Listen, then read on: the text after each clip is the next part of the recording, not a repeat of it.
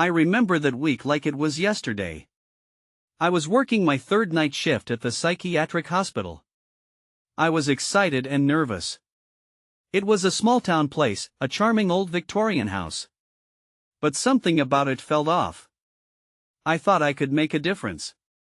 I had my own struggles with anxiety, so I thought this was a good fit. On that third night, the peace shattered. I was making my rounds, checking on the patients when I heard a sound. At first, it was faint, like a muffled cry. It drifted from the locked ward. I paused and tried to convince myself it was nothing. Just one of the patients having a rough night. I had work to do. But that cry lingered. It kept tugging at me. As the week went on, those cries grew more distinct. They sounded like pleas for help. It made my stomach turn. I felt a chill creep over me as if someone was watching. Shadows began to shift in my line of sight. I thought I saw someone slip past a door, but when I looked, there was nothing. Just empty hallways. My heartbeat quickened, but I couldn't tell if I was imagining things or if something was really there. Every night felt different after that. I started to feel an uneasy tightness in my chest. Even the walls seemed to breathe. Sometimes, I heard whispers. I couldn't catch a word, but it chilled me to my bones. My hands shook as I wrote notes, questioning my sanity. I tried to brush it off. After all, it was just a long shift. But the feeling wouldn't leave. I felt like I was trapped in a dark web. Finally, my last night came. As I watched over the patients, the air felt thick and heavy. The cries echoed again, louder this time. I found myself outside the locked ward yet again. The call for help made my heart race. I knocked on the door, but the silence was deafening. I stepped back and for a split second, I thought I saw a face in the window. It looked twisted. I blinked, and it was gone. That's when things turned terrifying. I felt the chilling rush creep down my spine. Right next to my ear, I heard words like they were spoken by a ghost. "Help me!" I gasped, whirling around. There was no one there. Panic shot through me, and I ran down the hall. I didn't stop or look back. The feelings of fear and confusion have haunted me ever since. I still wonder about those cries and that voice. Was I losing my mind in that hospital? Was it my anxiety playing tricks on me? Or was there something lurking there, waiting? I think about it almost every night. I don't think I'll ever escape those memories. The days after my last shift felt surreal. I couldn't shake the images from my mind. I tried to move on, but a heaviness settled deep within me. I went through my routine, but every sound made me jump. It was as if the walls had eyes, constantly watching. A week later, I decided to visit the hospital. I told myself I needed closure. The sight of the Victorian building made my stomach churn. Warnings flashed through my mind. But I wasn't there to relive my panic. I was here to find answers. I walked up the creaking steps. The air was stale, like a forgotten attic. I pushed the door open, and the familiar smell of antiseptic hit me. My heart raced as I stepped inside. The place was nearly empty, the dim lights flickering. I made my way to the nurse's station, hoping someone would be there, but only silence greeted me. That's when I heard it again, the faint cry. It was softer but unmistakable. My body froze. It came from the locked ward, the very place I had avoided. I felt a rush of dread course through me. Should I go? What if it was just my mind playing tricks again? But the cries were clearer this time. They were continuous, more desperate. I took a deep breath and headed toward the sound. I was driven by a mix of concern and anxiety, edging closer to the locked ward. My footsteps echoed, each step heavier than the last. When I reached the door, I hesitated. The sound was right behind it, pleading. My hand shook as I reached for the knob. To my surprise, it turned easily. The door creaked open, revealing the dimly lit ward. I peered inside, heart pounding. Shadows danced along the walls, and the cries grew louder. They were filled with anguish. I stepped inside, looking around frantically. I half expected someone to appear or to see a patient in distress. Instead, I saw empty beds in dark corners, the room shrouded in an eerie quiet. The cries faded to a whisper. I felt a chill sweep over me, and I turned to leave. That's when I saw a figure in the corner. My breath caught in my throat. It was only a silhouette, but something about it felt wrong. It was hunched, almost animalistic. I blinked, and it vanished. Panic surged through me, and I stumbled backwards, nearly colliding with the door. Just then, the lights flickered again, and a cold draft brushed against my cheek.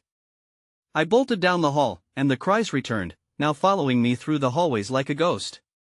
I raced towards the exit, but the feeling of being pursued weighed me down. When I finally burst out into the night air, I gasped for breath, trembling. I had to find someone, anyone, to tell them what had happened. I needed to understand what I had just experienced. But as I looked back at the building, I saw something through the window. Just for a moment, someone watching me from the inside. I felt my heart drop. I stumbled away from the hospital, my mind racing. The figure. The cries. I needed to talk to someone about it. I tried calling my friend Laura, who had worked as a social worker there. She would know more about the ward and its troubled past. After a few rings, I heard her voice. "Hey, what's up?" she answered, sounding cheerful. "Laura, it's me. I just came from the hospital. I saw something. Something in the locked ward." I rushed out, my voice shaking. "What do you mean? You went in there?" I heard cries, and then there was a figure, I stuttered, feeling ridiculous for mentioning it. "I need to know what's going on." There was a long pause. Finally, she replied, "You shouldn't have gone in there. They don't just lock that place up for no reason. I can't say much, but there's a history. That ward holds the most dangerous patients. You might have seen something you weren't meant to." "Dangerous?" I echoed, the dread creeping back in. "It's complicated. Just promise me you won't go back. Please." I didn't answer. I needed to understand. After the call ended, a sense of urgency gripped me. I couldn't let it go. The next day, I went back. Even with Laura's warning pinging in my head, I felt drawn to the hospital. I took a deep breath, steeling myself. Today, I wasn't going in alone. I called in favors and found Victor, a former nurse who had worked the locked ward. He was hesitant but eventually agreed to meet me near the hospital. When I arrived, he was waiting outside, wringing his hands nervously. "Are you sure about this?" he asked. "Yes, I need to know what's in there," I replied, my voice steady, though inside I was still shaking. We approached the building, the familiar smell of antiseptic filling the air. Victor led me toward the main entrance, his face a mask of apprehension. "I haven't been back since," he trailed off. "Since what?" His eyes darted to the ground. "Since the incident. The one that got the ward shut down." "What incident?" I pressed, almost leaning in. He swallowed hard. "It wasn't just the patients, there were things happening. Patients going missing. Sounds that couldn't be explained." A chill ran down my spine. What had I gotten myself into? As we made our way through the empty corridors, the atmosphere felt heavier than ever. We reached the locked ward door, and my heart raced. I glanced at Victor, who looked deep in thought. "I don't know if we should go in," he said, but I saw the conflict in his eyes. "Please, we have to." With a shaky hand, I turned the knob, and the door creaked open. The air inside was dank and musty.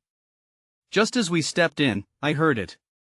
The cries, now sharper, flooding the room and wrapping around us. "That's not possible," Victor whispered, inching backward. And then I saw the figure again, more defined this time. It turned to face us, the anger etched on its features. I felt my heart drop anew. "There's someone in here." I screamed, but the fear paralyzed me. Victor was already at the door, eyes wide.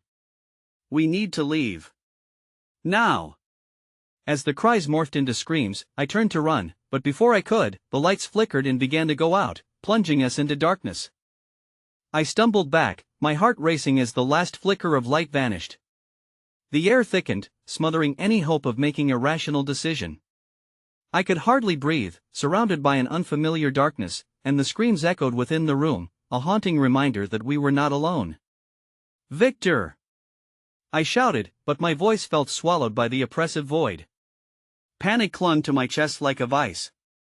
I reached out, trying to find the solid form of my companion. "Where are you?" "I'm here. Keep close." His voice was strained, filled with fear. I could barely see him just a few feet away, a shadow in the dark. The screams intensified, warped and distorted, and I felt my skin crawl. They felt like they were coming from everywhere at once, a chorus of anguish that seeped into my bones. I took a step forward, guided by instinct, but my foot caught on something solid. I stumbled and cursed under my breath. "What was that?" Victor whispered, his voice shaking. "I don't know," I admitted, feeling along the cold, rough wall for some sense of direction. "But we need to get out of here." I took a few cautious steps, the screams trailing into what sounded like laughter. It sent chills down my spine. Why would anyone laugh in a place like this? Panic bubbled within me, and I pressed on, focusing on Victor's voice as he shuffled closer. "Stay close," I urged.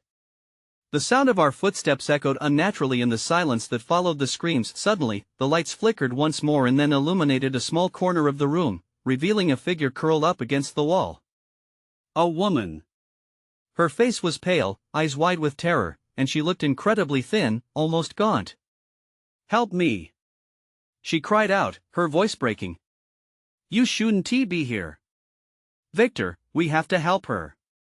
I started to move toward the woman, but he grabbed my arm. "No! We can't!" His eyes darted between me and the figure. "It's not safe." "What do you mean?" I didn't understand. This person was in pain. Before I could pull away from Victor, the lights flickered again, and in that brief moment of illumination, I saw the woman's expression twist. The fear turned into something else, a sinister smile. "Help me," she whispered, but her eyes glinted with malice. The air turned bitter, like I was drinking in despair. "Let us get out of here. Now!" Victor urged, pulling me back. I felt a rush of adrenaline as I stepped back, my eyes wide, filled with dread. But as we turned to leave, shadows began to creep toward us from the edges of the room, whispering secrets I couldn't quite grasp. The air thickened, the atmosphere shifting as if it were alive. "What's happening?" I gasped, fear wrapping itself around my throat. "I don't know, but we need to run," Victor shouted, fear fueling his urgency. We stumbled toward the door, our only escape route, but the walls seemed to close in, shifting with oppressive energy. With a final burst of strength, I pushed the door open, and we bolted into the hall, breathless and desperate. The corridor outside felt both foreign and familiar, but danger was still behind us. I glanced back, and just as the door slammed shut behind us, I heard that laughter again echoing through the silence, mocking us. In that moment, I knew this would not be the end. Whatever was in there, it was not finished with us yet. We ran down the long corridor, our footsteps echoing like a heartbeat quickening in fear. Each breath I took felt shallow, and the laughter we left behind taunted me, lingering in my mind. I wasn't sure how much time had passed, but it felt like hours in that moment. "Where are we going?" I gasped, my pulse hammering in my ears. I could see Victor's face, pale and drawn, illuminated by the dim emergency lights flickering above us. "I don't know," he shouted back, his voice breaking. "Just keep moving." We turned a corner and skidded to a halt. Ahead was a closed door with a rusty handle, the only other way out from this endless maze of dull beige walls. I hesitated, shivering at the thought of whatever madness lay behind us. "What if we go in there?" I asked. "What if it's worse?" Victor glanced back, his eyes wide. "It can't be." We're running from before he could finish. The door creaked open slowly, revealing a room drenched in shadows. I felt an involuntary urge to step forward, a strange compulsion driving me. Victor caught my arm again, squeezing tightly. "Don't," he whispered as if the mere sound of his voice might shatter whatever silence remained. The air shifted suddenly, and a chill ran down my spine. I heard whispers soft and insistent curling through the air like smoke. The shadows danced in the corners, flickering in and out of view, almost as if they were alive then. Just like that, I saw it. An old sign on the wall opposite the door, worn and barely legible. Isolation ward, it read, the letters cracked and fading. My heart sank. This was the place where they sent the most troubled souls, the ones the doctors couldn't help. Before I could voice my fear, a sound caught my attention, an unsettling scrape followed by a soft thud. It came from the far end of the room. The darkness thickened as if waiting for us to act. What was that? I asked, my voice trembling. I think something's in there, Victor said, his tone serious now. He stepped back, pulling me with him and away from the door. The whispers intensified, a cacophony of disjointed voices colliding in my mind. I turned, wanting to flee, but just at that moment, I saw it. A shape flickered in the corner, a silhouette just beyond the edge of the shadows. It was a figure, barely visible, but somehow familiar. The woman from the room, her pale face and twisted smile resurfacing in my memory. Help me, the whisper echoed again, this time clearer, wrapping around me like icy fingers. Run! Victor yelled, and I didn't hesitate. We dashed down the hallway, pushing past the nausea that gripped my stomach. But as we turned to escape, I felt a heavy weight in the air, as if the darkness wasn't done with us yet. Then I heard it again, the laughter. Closer this time, more distinct. It filled the space around us, swirling and wrapping around my mind. I glanced over my shoulder and saw it, a shape, a thing slipping out from the shadows, its eyes glinting like polished obsidian. Victor! I screamed. He was ahead of me, but I could see his look of sheer terror as he turned, realizing the danger wasn't just behind us but also closing in from the front. We can't let it catch us, he shouted, urgency flooding his voice, but as we ran, the laughter morphed into something else, guttural and mocking. And that was when everything changed. Something in the floor shifted beneath us. I stumbled, my foot caught in a crack, and I fell hard. The concrete bit into my palm as I struggled to get up, heart racing and blood pounding in my ears. That's when I saw it. A door ajar and glowing faintly, promising safety, or maybe more horror. I knew we had to decide, and fast. Victor, that way! I shouted, pointing toward the light, but as I turned to grab his arm, I realized he was gone. The laughter grew louder, wrapping around me like a noose, and panic surged anew. I fought to catch my breath, standing alone in the darkness, feeling the shadows close in once more. I stood there for a moment, frozen in disbelief. The laughter poured in from all sides, wrapping around me, constricting my thoughts. Panic clawed at my chest. I called Victor's name again, my voice trembling. No answer. The shadows felt alive, swirling like a storm ready to unleash its fury. I took a step toward the glowing door, heart pounding in my chest. What lay beyond it? Safety? Or a new nightmare? I knew I had to choose. Before I could think about it any longer, the laughter grew louder, and the air chilled. I flung myself toward the door, my hand grasping the handle just as the darkness surged, brushing against my back like icy fingers. I pushed the door open and slipped inside. It felt like stepping into another world. The light here was different, brighter, almost blinding. It hurt my eyes. I stumbled into what looked like an old storage room stacked with disused medical equipment, dust carpeting everything. What is this place? I muttered, squinting against the brightness that seemed harsh after all those shadows. In the far corner sat an old gurney, its surface stained and peeling. I breathed in shallow gulps, fighting the urge to gag. The atmosphere felt heavy, like it was saturated with past horrors. My gaze darted around the room, searching for any sign of Victor. Maybe he followed me, I thought. Steeling myself, I took a step deeper into the room, but before I could call out again, I heard a sudden crash from behind me. I whipped around, heart in my throat. The door slammed shut, sealing me in. Victor! I screamed, pounding on the door, but it wouldn't budge. The sounds masked the desperate beats of my heart. I turned back, feeling a tremor of cold certainty. The laughter was back, echoing in my ears, soft and sinister. I backed away from the door, breath hitching as I realized the laughter grew clearer until it became a voice, familiar yet twisted. Help me, it called in a sing-song tone. I felt my legs weaken, thoughts spiraling. I had to resist the urge to run again. I took a deep breath. Who are you? I called into the space, my voice shaky but determined. I'm here, it responded, dripping with malice. Just look for me. The voice seemed to emanate from all around me, wrapping around my mind. I wanted to scream, to hide, but I couldn't move.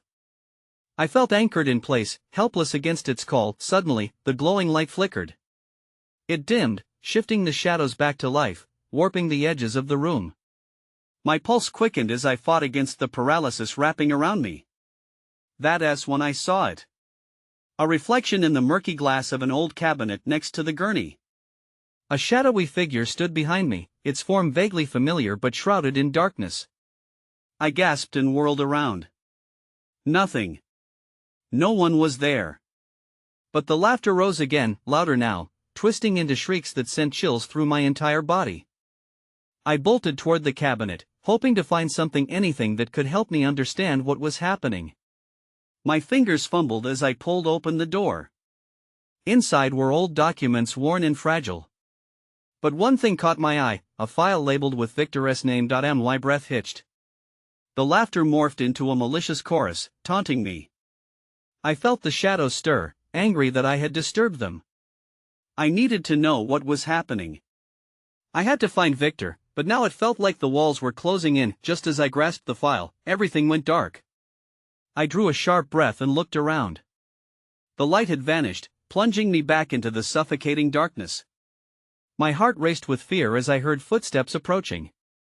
Someone was in the room with me. I couldn't stay. And I had to find Victor. I wouldn't let whatever was after us win. I stumbled back from the cabinet, heart thudding like a drum in my chest. The footsteps grew closer, echoing against the sterile walls. I pressed myself against the cold surface, trying to blend into the shadows. I strained to listen. Who was out there? The laughter faded, replaced by a low murmur, words I couldn't quite make out. But the tone was unnerving. I strained my ears, willing myself to hear clearly. Please, Victor, a voice rasped, sounding desperate yet eerie. You can't leave me. My blood ran cold. It was Victor's voice, but warped, distorted. Fear gripped my throat. I shook my head, willing the sound to stop, but it persisted, lingering like a ghost. I had to do something. I glanced frantically around the darkness.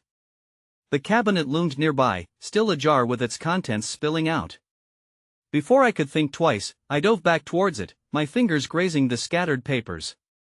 My pulse raced as I fished through the pile, searching for answers, for anything to explain what was happening. The cold air wrapped around me, I felt its sharp sting against my skin. Then I spotted a photograph half hidden under a tattered folder. I pulled it out, feeling the weight of dread in my chest. The image was faded, but it was unmistakable.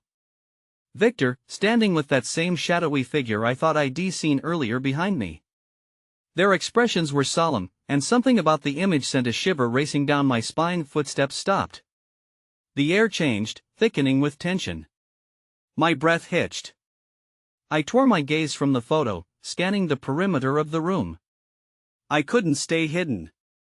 I turned back toward the doorway, ready to bolt. That's when I saw movement in the darkness. A shape flicker at the edge of my vision, just beyond my reach. My heart raced, instinct kicked in. Victor! I shouted, hoping against hope he would hear me. I needed to know where he was. But there was no reply, only an echo that mocked my desperation. The shadow shifted, the figure emerging slowly from the dark, revealing more details: a gaunt face, hollowed eyes that seemed to bore into my soul. I stumbled back, clutching the photograph tightly. Stay away from me! I yelled, trying to sound brave, but my voice wavered. Help me, it pleaded again, that same sing-song tone twisting like a knife in my stomach. The distorted version of Victor's voice wrapped around me, pulling me closer. Just then, a loud bang resonated from behind the shadow. I froze, turning to see what had caused the commotion. A stack of old medical boxes had toppled over, and out rolled a bloodied bandage and a rusted scalpel, clanging on the wooden floor. The laughter erupted again, sharper this time, as if the shadows themselves were mocking me. I couldn't take it anymore, adrenaline surged through me. I had to escape. With a final glance at the figure, I sprinted toward the door, urgency pulsing through my veins. The handle rattled under my grasp, a sliver of hope surfacing. But before I could pull it open, the room erupted in obscured whispers, encircling me with accusations. "Resolve it," they hissed. "It's your choice." With a final push, I yanked the door open, the harsh light flooding back into my vision. I stepped into the hallway, gasping for air, pulse pounding. I turned back, half expecting to see Victor or the figure at my heels. But the room was silent again. I hesitated only a moment before pressing forward down the deserted corridor, knowing I couldn't stop now. The answers were out there, and somehow, I had to find Victor. I barreled down the corridor, the bright lights overhead stinging my eyes. The sterile scent of antiseptic filled the air, mixing with something darker, a smell I couldn't quite place. My heart raced as I tried to shake the heavy weight of dread pressing down on me. I needed to find Victor. Where could he be? The shadows seemed to stretch and writhe as I passed, each turn of the hall amplifying the unsettling in my gut. I could still hear the distorted echoes of that plea, "Help me." It was as if the walls themselves had ears, listening intently for the next desperate utterance. There was no one in sight, but I could feel the eyes of the psychiatric hospital on me, eyes that knew too much. I hurried past the closed doors, each room a darkened void, hiding secrets and trauma.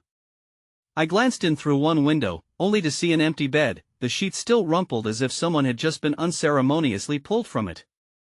I allowed myself a moment to catch my breath, leaning against the wall. Just then, I heard it again, the faint sound of laughter, chilling and manic.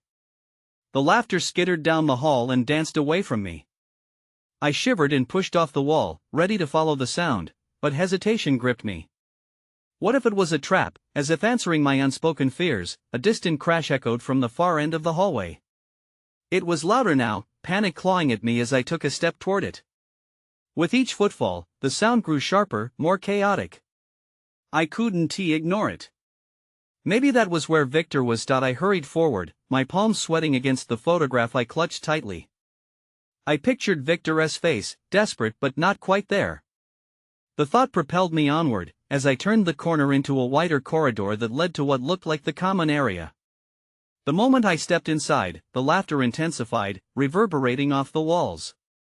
I looked around, confusion swirling in my mind. Then I spotted a group of patients gathered around a table, their faces filled with manic energy. Cards were strewn everywhere, and they were hunched together, laughing as they threw them in the air. But that wasn't what caught my attention. At the edge of the group stood a solitary figure, his back turned to me. My breath caught in my throat. It couldn't be. I took a cautious step closer, trying to remain unnoticed. As I approached, I noticed the figure's shoulders were shaking, but not from laughter. He was crying. "Victor?" I whispered, fear creeping back into me. The laughter faded, but the tension tightened in the air. The group fell silent, turning to face me with identical hollow eyes. "Help us," one of them said in unison, their voices a haunting chorus. I swallowed hard, anxiety spiraling inside me. Then I reached out, and the figure turned slowly. I expected to see Victor's familiar face, but instead, I was met with an expression so twisted with anguish I could barely recognize it. "Victor?" I whispered, feeling that familiar chill creep up my spine again. He stepped forward, and the world around me seemed to distort. "You need to make a choice," he said, his voice echoing ominously. "Time is running out."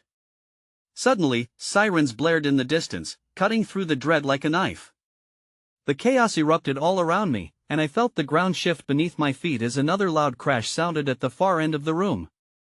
I turned to look, and it was then that everything went dark. I awoke to the fluorescent lights flickering above me.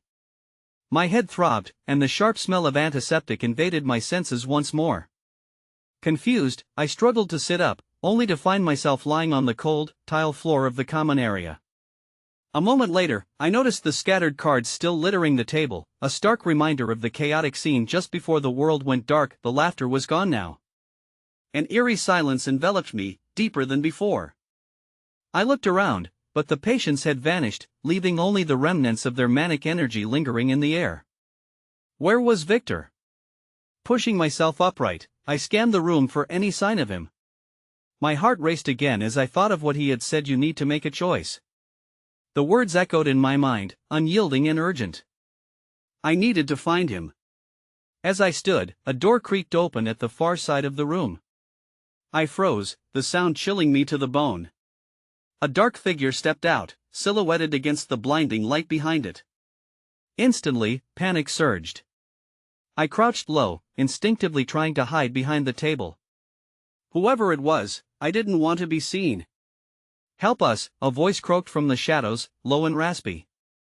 It was different from the chorus I'd heard before. It sounded desperate, broken. My pulse quickened. I strained to hear more, but the voice cut off abruptly. Was it a patient? Was it Victor?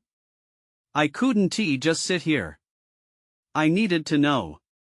Slowly, I edged around the table, my breath hitching in my throat. "Victor?" I called softly, unsure of what else to say. There was no response. The shadows flickered as the door swung closed again, leaving me in uncertainty. The tension in the air thickened. That distant crash echoed once more, but this time, it was louder. The sound reverberated through the walls, jolting me back. My instincts kicked in. I had to find a way out. I turned towards the exit on the opposite side of the room, but before I could move, I caught another glimpse of the dark figure. "Stay away," the voice hissed, threatening. There was something familiar about the tone, familiar and chilling. I squinted, trying to see their face. A shiver ran down my spine as I realized it looked like Victor, but distorted, twisted, engulfed in shadows. The flickering lights played tricks, amplifying the horror. "What are you?" I shouted, a mix of anger and fear flooding my veins. "Time is running out," he croaked again, and suddenly, the room began to shake. My vision blurred, the walls seemed to buckle and bend. I felt a weird pull, like the ground wanted to swallow me whole. Desperate, I lunged for the door just as it slammed shut, trapping me inside the madness. I pressed against the handle, but it wouldn't budge. Panic rose within me like a tidal wave. I turned back toward the figure, expecting to see him lunging towards me, but he was gone. A heartbeat later, I heard the laughter creeping back, sinister and mocking. That's when I saw a red light flashing from under the table. My breath caught. What was it? I dropped to my knees, my fingers trembling as I reached underneath, searching for something. I had to make a choice, but what if I didn't know what my choices truly were? The world around me felt suspended in that moment, the chaos and laughter building a wall of noise that pressed down on my ears. My heart pounded like a drum as I found the source of the red light. I pulled out a small, flickering device covered in dust and forgotten memories, a panic alarm. I fumbled with it, my fingers shaking as I pressed the button repeatedly, hoping it would bring help or at least distraction. Suddenly, the laughter ceased, the shadows retreating slightly as if aware they were being called out. A breath of silence enveloped the room, but it felt like a fragile truce. I scrambled up, adrenaline coursing through me, and glanced around for any signs of Victor or the dark figure. The door stood defiantly shut, but something shifted in the air, an urgency that pressed against my skin. "Victor!" I shouted again, desperation clawing at my throat. "Where are you?" My voice echoed off the walls, swallowed quickly by the oppressive air. Then, a voice broke through, familiar, twisted. "You need to escape, or they will get you both," it urged, dragging me into a fog of confusion. I recognized it, but it felt different. Was it Victor, or was it another fragment of the madness around me? The laughter returned with a vengeance, echoing through the room in a cacophony of manic glee. I felt their eyes again, unseen but viscerally present, simmering with a hunger I couldn't comprehend. Fumbling with the panic alarm, I made my way toward the door again, feeling the cold against my back as I threw my weight against it. Once, twice, 3 times. "Come on!" I screamed, panic rising. I had to get out. I had to find Victor. He may be trapped in here, or worse. Shadows flickered at the edge of my vision, darting closer with every second I hesitated. With all my strength, I slammed my shoulder against the door again. It resisted, and I felt the air grow colder, the shadows stretching towards me like dark tendrils. I could hear whispers converging. They seemed to know what would happen next, and the thought sent chills down my spine. "You shouldn't have come back," they slithered. "He doesn't belong to you anymore." That provoked a rush of anger and clarity. No, I wouldn't let him slip away. I pressed against the door once more, but instead of panic, I focused. I pushed every ounce of fear aside and screamed, "Let him go. He is not yours. I need him." Suddenly, the door rattled, shaking under my weight as if they heard my defiance and didn't approve. In that moment, the air shifted again, heavy with tension. The shadows pulled back momentarily, and with one last push, the door flung open. Light flooded the small space, igniting the shadows that had clung to me. I rushed out and stumbled into a larger room, the atmosphere drastically different. The air was clearer, and I could see down a long corridor lined with glass doors to my right. Each door hid its own darkness, but the laughter had faded. "Victor!" I called again, my voice more stable now. I darted forward, half rushing, half expecting something to emerge from the shadows. The chilling echoes trailed behind me, but I forced myself not to look back. I scanned each glass door I passed, glancing in to see empty rooms, a few with remnants of furniture. The place was devoid of life, yet I felt them. I felt them watching. As I approached the end of the hall, I saw a door ajar, a faint light shining through from the other side. It beckoned me like a siren, full of promise but marred with uncertainty. I stepped inside, heart pounding, fully expecting to confront the depths of this nightmare one last time. There was Victor. He sat against the wall, his figure hunched and pale, but life glimmered in his eyes. "You came," he murmured, and relief washed over me. I rushed to him, but before I could reach out, I hesitated.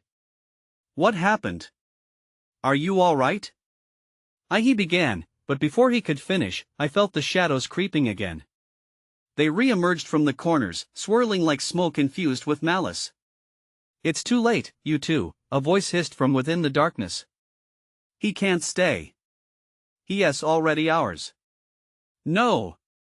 I screamed, stepping in front of Victor, but the creeping shadows whipped around him, seeming to absorb all warmth. "You can't take him." Another wave of laughter filled the air, filling the space with an almost celebratory tone. "It's time for you to choose, dear. Does he have a place with the living, or will you take his hand into the dark?" The shadows coiled tighter, and Victor's eyes widened. "You shouldn't have come back," he whispered, his voice breaking. "I tried to save you. It pulls at you. Stop!" I called, feeling a wave of dread crash over me. I could see Victor's figure wrestling with something deep within him, a part of him that felt misplaced, like he belonged on the other side. "Choose." I demanded again, my heart racing. Could I pull him away from whatever darkness had gripped him? Or was this torment beyond anything I could comprehend? Shadows twisted around me again, whispering dark promises of what could be. I understood then that I had the power to make a choice, but it felt impossibly heavy. As time seemed to slow, I caught one last glimpse of Victor's face, twisted in anguish. I didn't know what fate awaited us. The uncertainty hung in the air like lead. I swallowed hard, the voices wrapping around my mind, amplifying the fear. It was time to act. Would we find escape together, or would we succumb to the darkness? I wasn't sure which fate would terrify me more. With a final breath, I took a step forward, my hand reaching through the chilling grasp of shadows, my heart pounding, knowing that whatever happened next would change everything.